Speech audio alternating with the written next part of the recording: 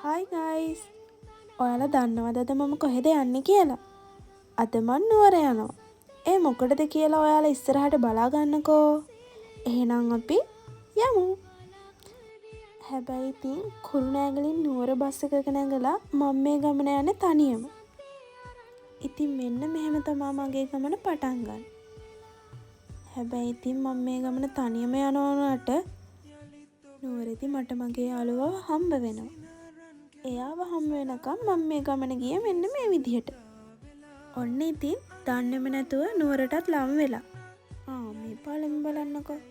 ඔයාලා දැකලා තියෙනවද? ඔන්න ඉතින් ඊට පස්සේ යාළුවත් හම්බ වෙලා අපි කෙලින්ම ආවේ කොහෙද කියලා දන්නවද? මේ බලන්න. මේ තමයි පේරාදෙණිය කැම්පස් එක. ඔයාලට හිතා ගන්න පුළුවන්ද අපි අද මේකට ආවේ ඇයි කියලා? අපි ආවේ ගීතාංජලි ෂෝ එක බලන්න. මට හිතෙන විදියට ඔයාලත් එන්න ඇති අනිවාර්යෙන් මේක බලන්න. හැබැයි ඒත් ඉතින් මන් තරම් නම් සර්ප්‍රයිස් වෙන්නේ නැතුව ඇති කවුරුත්ම. මොකද කියනවනම් මං එතනට ගියාට පස්සේ තමා දන්නේ මං ආසම බෑන්ඩ් එක තමා ප්ලේ කරන්න කියලා.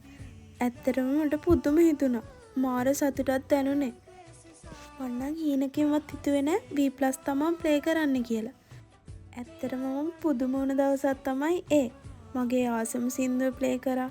මගේ ආසම ගායකයාත් ආවා. එහෙනම් ඔයාලත් මගේ ආසම සින්දුව අහන්නකෝ.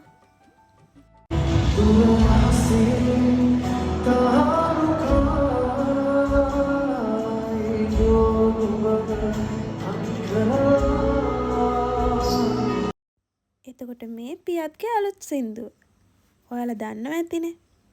Mamãe gambe beda, mamãe gambe beda, onda malena katade ne kama kasaya, mamãe gambe beda.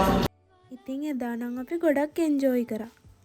ඔන්න ඉතින් එදා මම ගෙදර ආවේ නැහැ. යාළුවගේ ගෙදර තමා ගියේ. ගොඩක් මහන්සි නිසා එයාලගේ ගෙදර වීඩියෝස් නම් ගන්න බැරි වුණා. ඉතින් පහුවදා උදේම මම කැම්පස් එකට එන්න පිටත් වුණා. යාළුවගේ ගෙදර ඉඳන් කැම්පස් එකට එද්දි මාරම view එකක් තියෙන්නේ. ඔයාලත් බලන්නකෝ. මේ view එකේ ලස්සන. ගීතාංජලි බලන්න ගියපු ඔයාලත් කමෙන්ට් එකක් දාන්න යන්න අමතක කරන්න එපා.